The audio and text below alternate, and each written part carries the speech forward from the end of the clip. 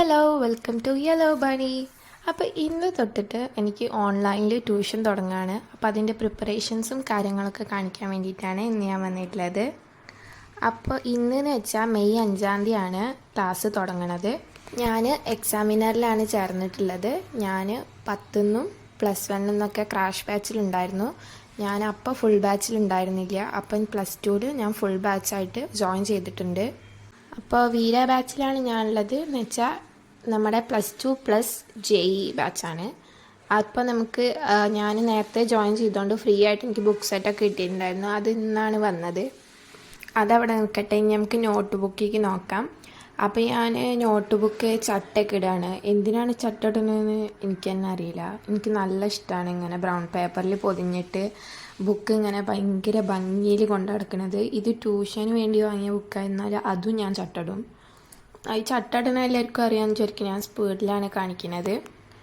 Note book ഞാൻ നല്ല കട്ടിയുള്ള ബുക്കാണ് വാങ്ങിയിട്ടുള്ളത്. കാരണം ഞാൻ +1 എടുത്തിട്ട് എനിക്ക് ഒരു സബ്ജക്റ്റ് ഒരു ബുക്കിൽ കൊള്ളിക്കാൻ പറ്റിയിട്ടില്ലായിരുന്നു. അപ്പോൾ ഒരു ബുക്കാണെങ്കിൽ നല്ലതല്ലേ വെച്ചിട്ട് ഞാൻ കുറച്ചധികം കട്ടിയുള്ള ബുക്കാണ് വാങ്ങിയത് ഇപ്രാവശ്യം. അപ്പോൾ എന്താണ് +2ത്തെ പ്ലാൻസ് എന്നൊക്കെ ചോദിച്ചാൽ, സാധാരണ എല്ലാ അക്കാദമിക് ഇയറും നമ്മൾ പ്ലാൻ എടുക്കണ മാതിരി ഇത് നന്നായിട്ടൊന്ന് കൊണ്ടുപോകണം. കാരണം +1 ഏറെക്കുറെ പോയി കിടക്കുകയാണ്. 10ൽ ഞാൻ മലയാളം മീഡിയം ആയിരുന്നു.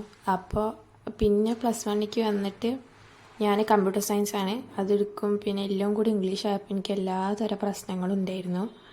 പിന്നെ നമ്മൾ ഷോർട്ട് വീഡിയോ ആയിട്ടുള്ള സ്റ്റിക്കർ ഉണ്ടല്ലോ, അതൊക്കെ ഓരോന്നും അങ്ങനെ നോട്ടീസ് കൊടുക്കുന്നുണ്ട്. ഞാൻ ഇംഗ്ലീഷിനും മലയാളത്തിനും മാത്രം ചെറിയ കട്ടിയുള്ള ബുക്കും ബാക്കി എല്ലാ സയൻസ് സബ്ജക്റ്റിനും നല്ല കട്ടിയുള്ള ബുക്കാണ് എടുത്തിട്ടുള്ളത്. അപ്പോൾ അത്രയാണ് നോട്ട് ബുക്കിൻ്റെ പ്രിപ്പറേഷൻസ്.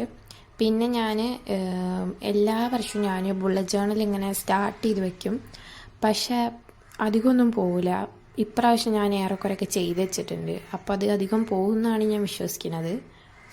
ഇത് ഒരു ഡയറി മാരത്തെ ബുക്ക് ഞാൻ വാങ്ങിയതാണ്. അതിൻ്റെ മുകളിൽ ഞാൻ ഡെക്കറേഷൻ പണികളൊക്കെ ചെയ്തിട്ടുണ്ട്.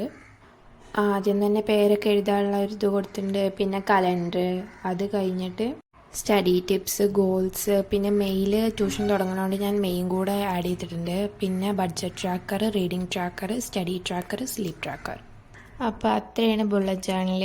അപ്പം ഞാൻ എപ്പോഴും എക്സാമിനറിൻ്റെ വെബ്സൈറ്റിലാണ് ക്ലാസ് കാണാറ്, ലാപ്പിലാണ് കാണാറ്. കാരണം വലിയ സ്ക്രീനിൽ കാണാൻ നല്ലതെന്നാണ് എനിക്ക് തോന്നൽ.